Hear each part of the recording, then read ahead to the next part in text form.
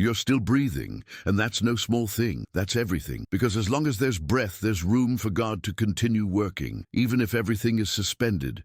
Even if you see no way out, even if prayer gets stuck in your throat and the day feels bigger than you can handle, still God is. The faith that sustains you doesn't need guarantees. It just needs to continue. And continuing sometimes is the greatest act of courage someone can perform. You don't need to understand now or even tomorrow, because it's not always understanding that heals. Sometimes it's just the silent certainty that you are not forgotten. God isn't distracted. God doesn't abandon. And even if the whole world doesn't realize what you're going through, even if your eyes are swollen from crying in silence, He sees. He is there.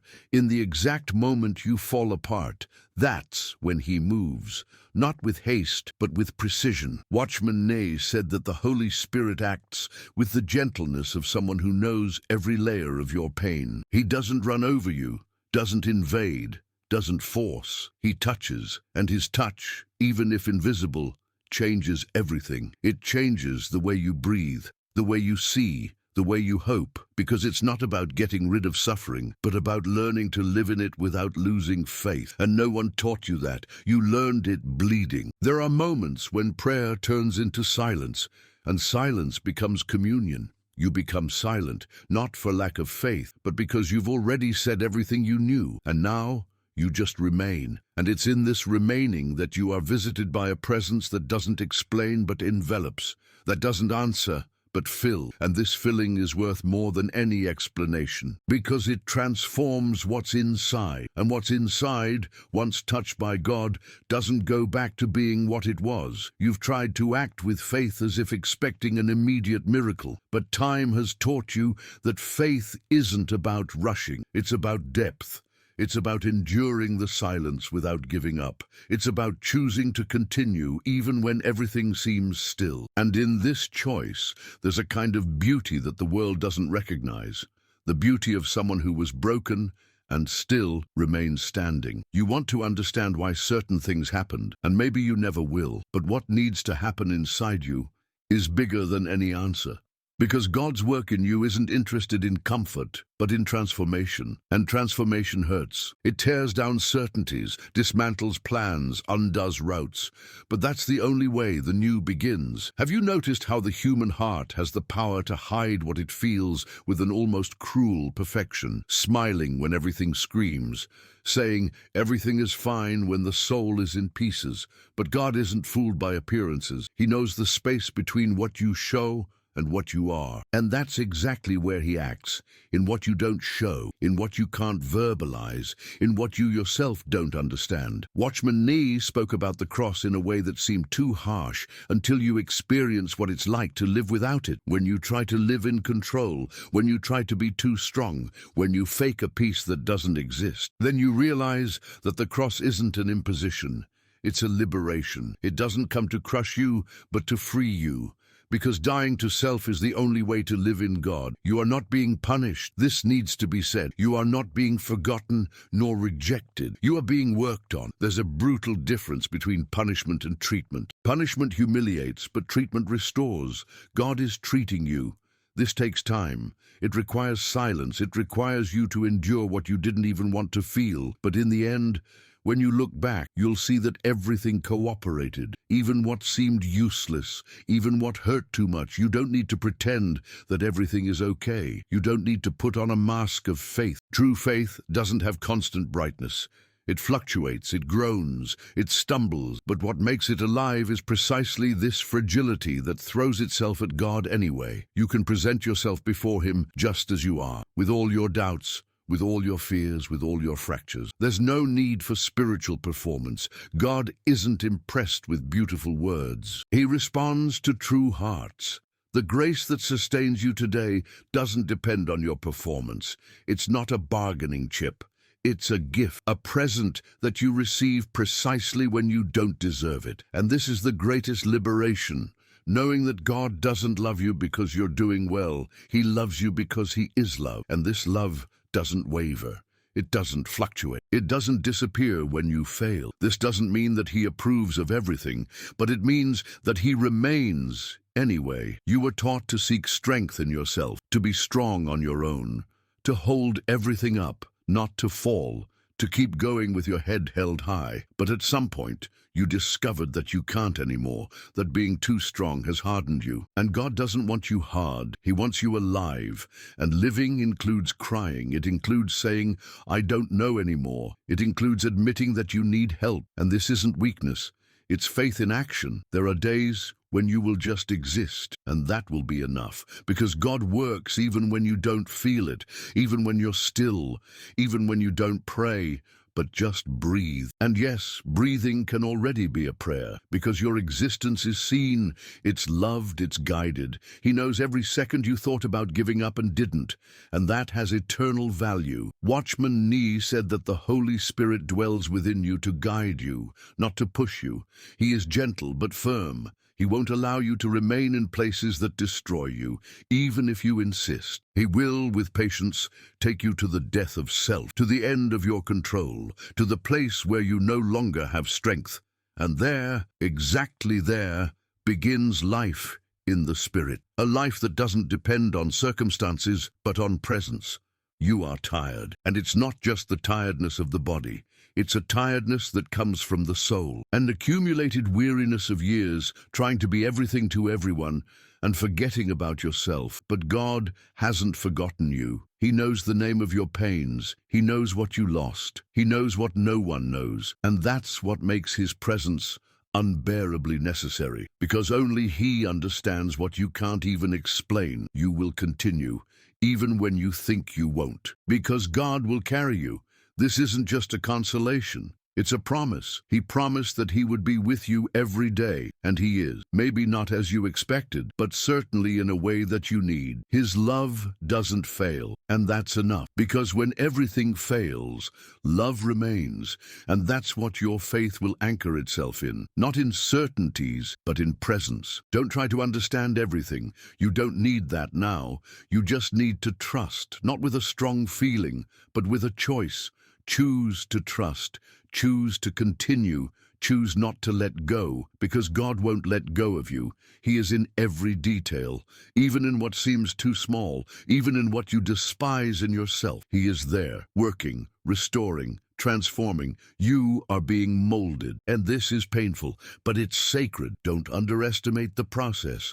Don't run from it, because it's in this process that you will be renewed. You won't be the same after this, and that's good, because the old version of you wouldn't withstand what's to come. But the new one, the one being born now, will flourish. Not because everything will improve externally, but because inside you will be different, lighter, firmer, more whole. God isn't worried about making you understand now. He wants you to see Him, like Job, who in the end said, "Now my eyes see you." That's everything, to see God, even in pain, even in the dark, even in silence, because when you see God, everything changes, even if nothing changes on the outside. And in the end, you will remember, not how much everything hurt, but how God was with you in every pain. Not how long it took, but how He never left. And that will be enough. Not because you won, but because He sustained you until the end.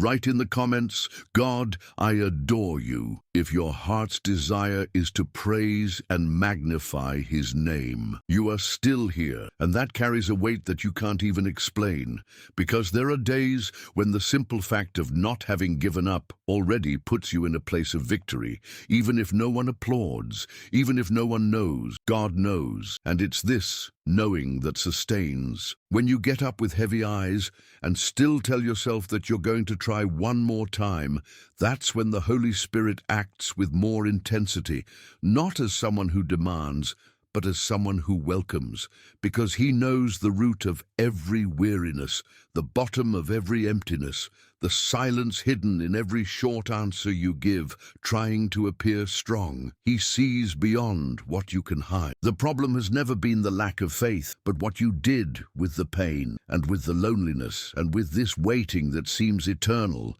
You tried to deal with it alone, tried to solve it, tried to keep everything in order, but at some point the burden overcame you, and you didn't tell anyone. You continued smiling, working, serving, walking with firm eyes, while inside you sank into confused thoughts. This duality tears you apart, because one part of you cries out for help, while the other tries to maintain the appearance that everything is under control. And this isn't living, it's surviving, and you know that. Watchman Nee said that the greatest enemy of spiritual life isn't visible sin, but pride disguised as strength. This pride that prevents you from surrendering, from saying I can't, from confessing that you're not well. You learned that showing weakness is synonymous with failure, but the gospel calls you to the opposite. It doesn't demand strength, it invites you to die to this image you created, to this expectation that suffocates you, to this need to be everything to everyone, and at the same time no longer know who you are. Maybe you've lost that, the sense of identity, and you didn't even notice when you started to fade. It was little by little. A choice here, a silence there, a later I'll take care of myself that was being postponed until it became a habit. You got used to existing in function of others, and you forgot that God doesn't call you to disappear. He calls you to live in Him, to exist fully. And fullness isn't absence of pain, it's presence of meaning. It's knowing that even bleeding you are headed somewhere. Even broken, you are being molded. You are not invisible. This needs to be said firmly. You may have even felt that way, in the corridors of life, in the conversations that excluded you, in the prayers that seemed not to pass the ceiling, in the looks that didn't notice you. But God doesn't need a stage to see. He sees in the dark. He hears what you can't even say. He understands what you yourself don't understand. And it's in this silent intimacy that He will find you. When Elijah fled to the cave, he no longer wanted to live. He didn't say it in a beautiful way, nor did he spiritualize it. He just wanted to disappear. And there, in that damp, dirty cave, hidden from the world and from himself, God visited him, not with noise, not with fury, but with a whisper, because God doesn't need to shout to be heard. He just needs you to stop, to allow yourself to listen, to be quiet enough to realize that His presence is already there, and you don't need to run anymore. You just need to stop. You demand too much of yourself, demanding to be happy, to be spiritual, to be productive, to be resolved. But Jesus doesn't call you to a heavier burden. He says, "Come to me, and I will give you rest." You need this relief, not one more task, not one more demand. You need to learn to rest, because resting in God is an act of faith, a silent cry that says, I don't know what's going to happen, but I trust that He is here, and that's what He expects. Not perfection, but presence, your presence, without masks, without filters. The Holy Spirit wants to dwell in a place where He doesn't have to compete for space with your pride, and this requires surrender, not a beautiful spiritualized surrender, but a raw, sincere surrender, with tears in your eyes and trembling knees, a surrender that says, I can't take it anymore trying alone. And at that point, something breaks. Because where there is truth, there is presence.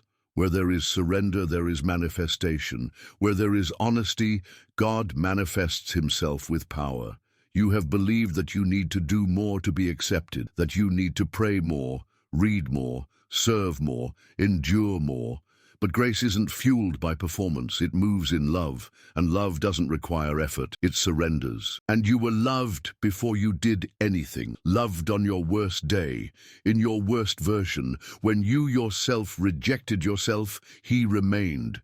When you gave up on yourself, He didn't back down. And that changes everything, because whoever is loved that way doesn't need to prove anything anymore. Watchman Nee wrote that true freedom is being freed from oneself. And that's what you need most now, to be freed from the weight you put on your own shoulders, from the ideal of a perfect woman, from the guilt of not being able to be well all the time, from the fear of being judged for weaknesses that everyone has, but few admit. To be freed to live, to truly exist, to cry without justifying yourself, to stop without feeling like a failure, to start over without being ashamed. You are in a process that no one sees, a soul treatment, a surgical work of the Spirit, and that's why it's hurting so much, because it's not just about what happened outside, but what that triggered inside, the old pains that were awakened, the insecurities that you thought were resolved, the memories that came back with force. All of this is in the healing package.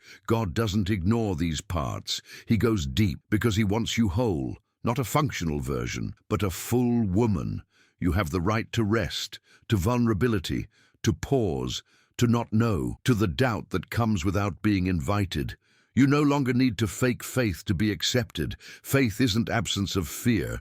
It's continuing despite it. Faith is following even when everything in you wants to stop. It's believing when logic no longer convinces. It's loving God even without understanding the paths he chose. And that you have been doing, maybe without realizing it.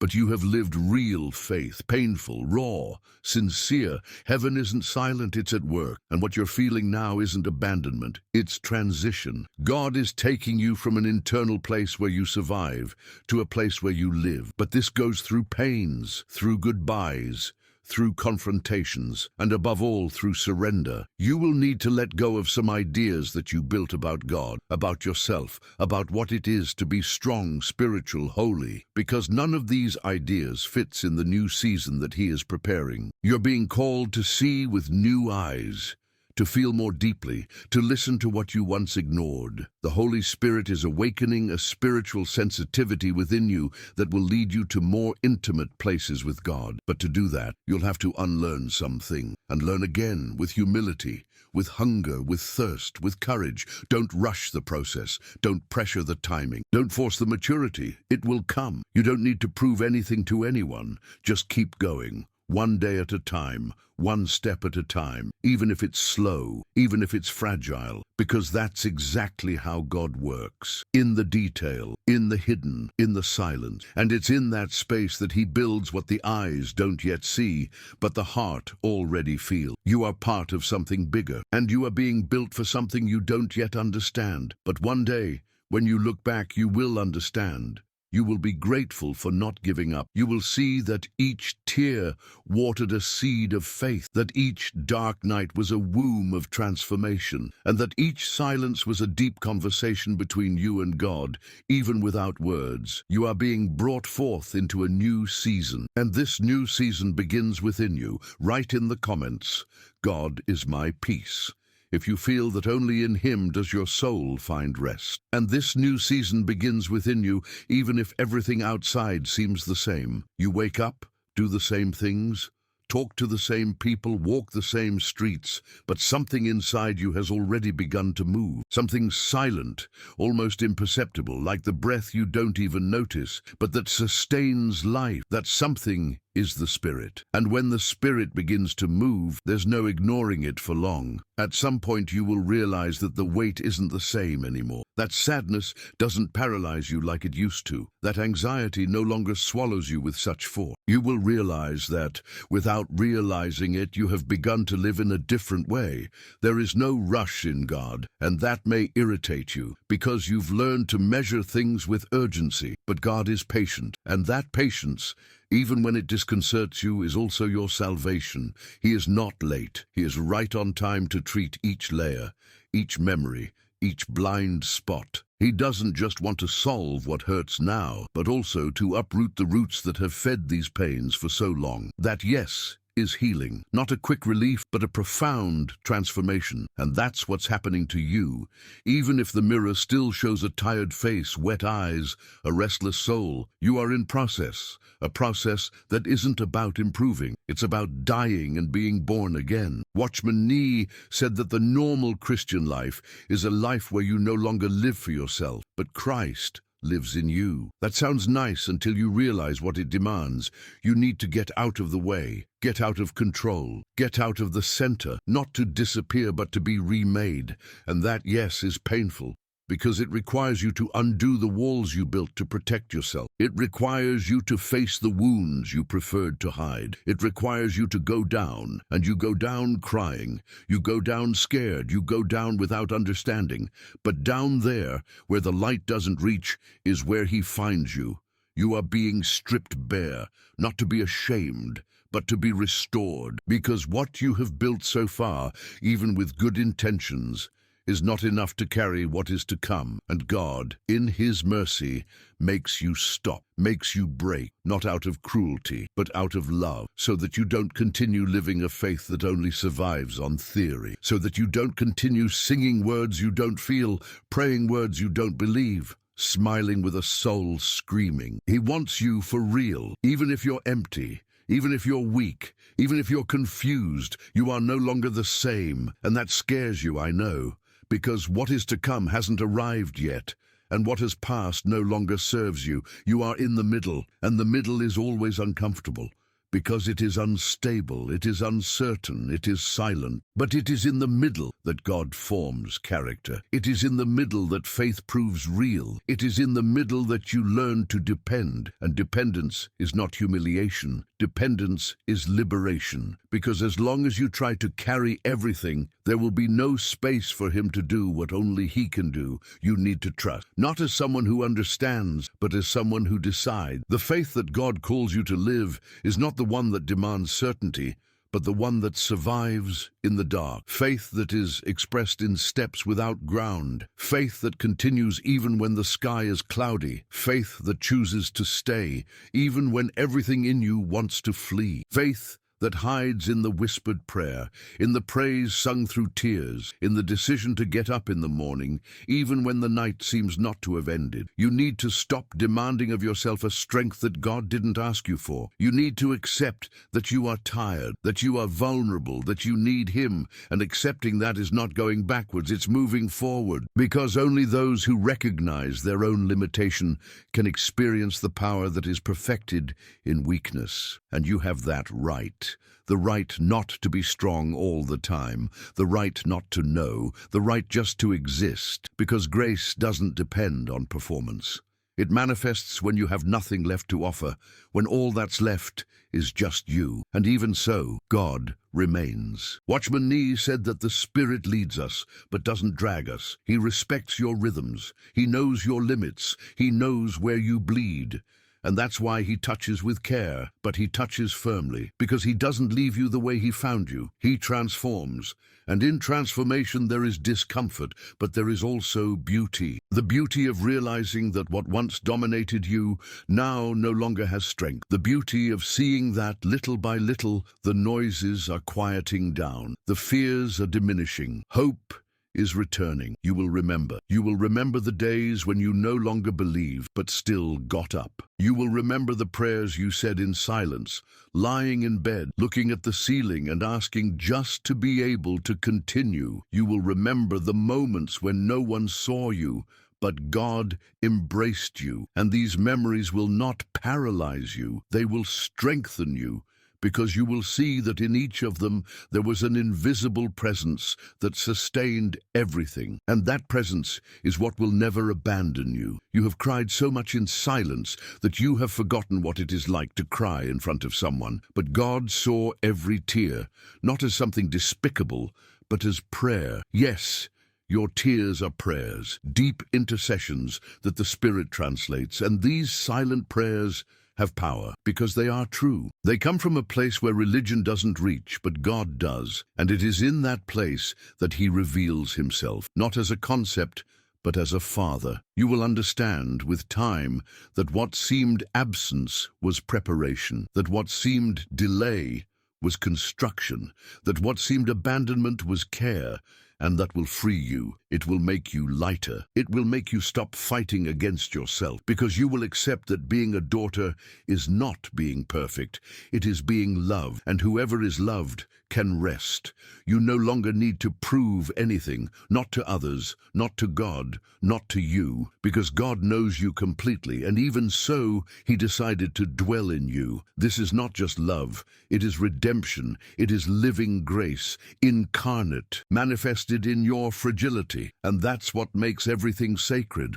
Even the bad days, even the confused thoughts, even the doubts, everything becomes a space for encounter when you understand that God is not offended by your humanity. He chose it as a dwelling place. You will walk differently, not because everything will get better, but because inside you, something has changed. You will realize that some words no longer affect you, that some demands no longer hold you back, that some pains no longer hurt with the same force, not because they disappeared, but because you are healed from within. And whoever is healed from within no longer lives in function of what happens outside. You will carry marks, not of shame, but of history. Scars that tell about the God who sustained you when no one saw, that speak of a faith that survived the chaos, that testify to a love that didn't give up. And these marks will be beauty. They will be memory. They will be truth, not to show off, but to remember that when everything seemed lost, you were found. You will smile again, not with a rehearsed smile, but with a light laugh, which is born from the certainty that God is real and is present, and that's enough, because life will not be perfect, but it will be full of meaning, and that's what matters. You will walk without fear. You will look ahead without guilt. You will love without reservations. You will live without hiding, because grace has reached you, and whoever has been reached by grace never goes back to living superficially. Watchman Nee said that the greatest miracle is not changing the circumstances, but changing the heart. And yours is changing, even if little by little, even if in silence, even if in the midst of pain. Your heart is becoming a dwelling place, and a dwelling place full of life, full of peace, full of God. You were made for more than surviving, more than functioning, more than being strong all the time. You were made to rest, to trust, to love, to exist. And that's what God is restoring in you. The awareness that you are loved, that you are chosen, that you are a daughter, and whoever is a daughter lives free, without weight, without demand, without guilt, because everything has already been accomplished. And that's why, even without understanding, you can take a deep breath now and know everything is under control, not under yours, but under His. And that is more than enough. Write in the comments, God is love, if you have already experienced His infinite care. Share this blessed video so that it can touch and help other people like you and me. Want to delve even deeper into faith and prayer? Download our exclusive ebook on how to strengthen your spirituality today. The link is in the comments below. Don't forget to click the subscribe button if you haven't already. Thank you very much from the bottom of my heart for being part of our faith community. If you would like to support our channel a little more, consider becoming a member of our channel. I leave here 2 more videos so that you can continue your spiritual search and growth in faith. Thank you, and may God bless you all. See you later.